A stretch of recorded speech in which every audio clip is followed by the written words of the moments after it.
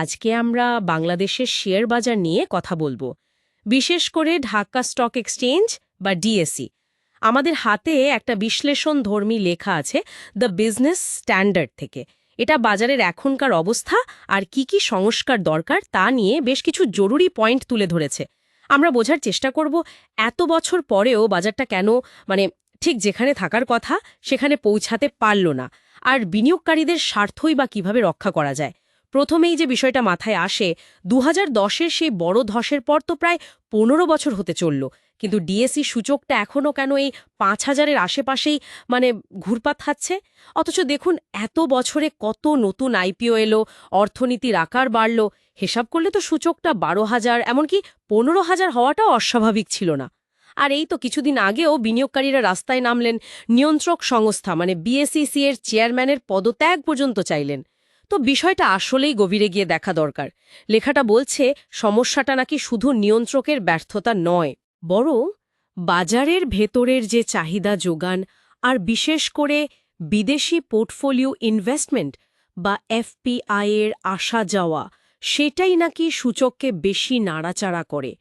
কিন্তু প্রশ্ন হল, দেশের অর্থনীতি তো এগোচ্ছে, তাহলে এফপিআই বা এক কথায় এফডিআই কেন আসছে না, বরং কমে যাচ্ছে?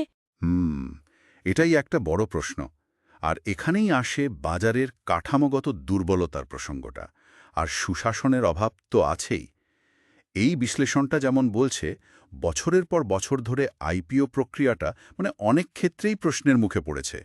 কিছু কোম্পানি এসেছেই শুধু বলতে গেলে শেষবারের মতো বাজার থেকে টাকা তুলতে, অথবা হয়তো ট্যাক্সের সুবিধা নিতে। আর এমন অভিযোগও তো বেশ শোনা যায় যে কোম্পানির মালিকপক্ষ বা স্পন্সররাই যোগসাজশ করে শেয়ারের দাম বাড়িয়েছে, কৃত্রিমভাবে। তারপর সুযোগ বুঝে সাধারণ বিনিয়োগকারীদের কাছে সেই বেশি দামে শেয়ার বিক্রি করে দিয়েছে। হ্যাঁ, এটা আসলে খুব চিন্তার বিষয়। তার মানে কি, যদি দাম কমার সময়েও বিনিয়োগকারীদের লাভ করার কোনো উপায় থাকত, তাহলে হয়তো শেয়ারের দাম এভাবে হু হু করে ফেলে দেওয়ার প্রবণতাটা একটু কমতো। কি বলেন? ঠিকতে, সম্ভাবনা তো সেটাই। আর এখানেই কিন্তু শর্ট সেলিংয়ের মতো ব্যবস্থার কথা আসে। ধরুন আপনার কাছে শেয়ার নেই, কিন্তু আপনি ধারণা করছেন দাম কমবে। তখন আপনি ধার করে শেয়ার বিক্রি করলেন, পরে দাম কমলে কিনে ফেরত দিলেন, লাভটা আপনার। অথবা ডেরিভেটিভস, যেমন ধরুন পুট অপশন, এগুলো থাকলে দাম পড়ার ঝুঁকি থেকেও বাঁচা যায়। আচ্ছা। যদিও কাগজে কলমে শর্ট সেলিং সম্প্রতি অনুমোদন দেয়া হয়েছে, কিন্তু মানে আমাদের যে বর্তমান সেটেলমেন্ট সিস্টেম T+1, T+2, সেটার কারণে বাস্তবে এটা করা যাচ্ছে না।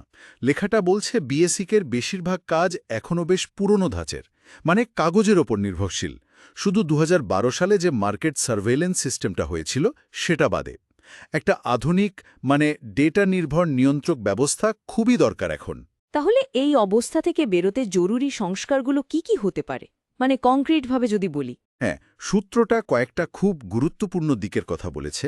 যেমন প্রথমত, এই যে শর্ট সেলিং আর ডেরিভেটিভসের কথা বললাম, এগুলো চালু করার জন্য যা যা নিয়মকানুন আর প্রযুক্তি দরকার সেটা নিশ্চিত করতে হবে। দ্বিতীয়ত, দরকার দৈনিক সেটেলমেন্ট ব্যবস্থা। আজকে লেনদেন হলে আজকেই বা খুব দ্রুত নিষ্পত্তি। এখনকার T+1, T+2, T+3 বাদ দিয়ে এটা হলেই কিন্তু শর্ট সেলিং বা ইন্ট্রাডে ট্রেডিং, একই দিনের শেয়ার কিনে বেচা, এগুলো করা সম্ভব হবে। আচ্ছা, তার মানে লেনদেন নিষ্পত্তির সময় কমানোটা খুব জরুরি। অবশ্যই খুবই জরুরি। তৃতীয়ত, একটা সেন্ট্রাল কাউন্টার পার্টি বা সিসিপি প্রতিষ্ঠা করা। এটা হলো এমন একটা সংস্থা যা লেনদেনের মাঝে থেকে ক্রেতা বিক্রেতা দুজনেরই ঝুঁকি কমায়, লেনদেনটা নিশ্চিত করে। আর এই সিসিপি ঠিকমতো চালানোর জন্য বা নিয়ন্ত্রণ করার জন্য বিএসইকে নিজের সক্ষমতাও বাড়াতে হবে।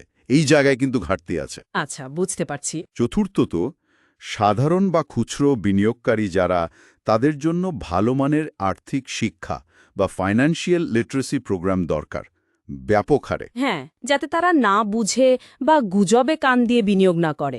একদম ঠিক। আর পঞ্চমত, অযৌক্তিক বা বাজারের স্বাভাবিক গতি নষ্ট করে এমন নীতি পরিহার করতে হবে, যেমন ধরুন ওই যে ফ্লোর প্রাইস, যা অনেকদিন ধরে ছিল বাজারে। আর সবশেষে রিস্ক বেসড ক্যাপিটাল অ্যাডিকুয়েসি বা আরবিসিএ নিয়ম চালু করা দরকার। ব্রোকারেজ হাউসগুলো যে ঝুঁকি নিচ্ছে সেটার অনুপাতে তাদের যথেষ্ট মূলধন আছে কিনা তা নিশ্চিত করা। তার মানে পুরো বিষয়টা দাঁড়াচ্ছে যে বাজারের ভেতরের এই কাঠামোগত বা মৌলিক সংস্কারগুলো আগে দরকার। শুধু বাইরে বাইরে রোড শো করে বিদেশি বিনিয়োগ আনাটা খুব একটা কাজের হবে না। ভিড়টাই তো নড়বড়ে। ঠিক বলেছেন। সারসংক্ষেপে এইটাই দাঁড়ায়, আমাদের অর্থনীতির যে গ্রোথ, সেটার সাথে পুঁজিবাজারের স্বাস্থ্যটা ঠিক মিলছে না। আর এর পেছনে আছে এই পুরনো অবকাঠামো, সুশাসনের অভাব আর আধুনিক লেনদেন পদ্ধতির অনুপস্থিতি। এই সূত্র অনুযায়ী ব্যাপক সংস্কার ছাড়া এই অবস্থা বদলানো কঠিন, খুবই কঠিন। তাহলে একদম শেষে আসে সেই আগের প্রশ্নটাই আবার মনে আসছে, যেটা এই লেখাটাতেও একটু ইঙ্গিত করা হয়েছে। বাংলাদেশের যে লক্ষ লক্ষ প্রায় ৩২ লক্ষ বলা হয় সাধারণ খুচরা বিনিয়োগকারী, তাদের ভাগ্যটা কি সেই গ্রিক মিথোলজির সিসিফাসের মতো? মানে শুধু পাথর ঠেলে ওপরে তুলবে, আবার সেটা গড়িয়ে পড়বে, আবার ঠেলবে, এই চক্র চলতেই থাকবে? নাকি নিয়ন্ত্রক সংস্থাগুলো শেষ পর্যন্ত কিছু কার্যকর জরুরি সংস্কার আনবে, তাদের এই অবস্থা থেকে মুক্তি দেবে? এটা একটা প্রশ্ন যা আজও বহু বিনিয়োগকারীর মনে ঘুরপাক খাচ্ছে।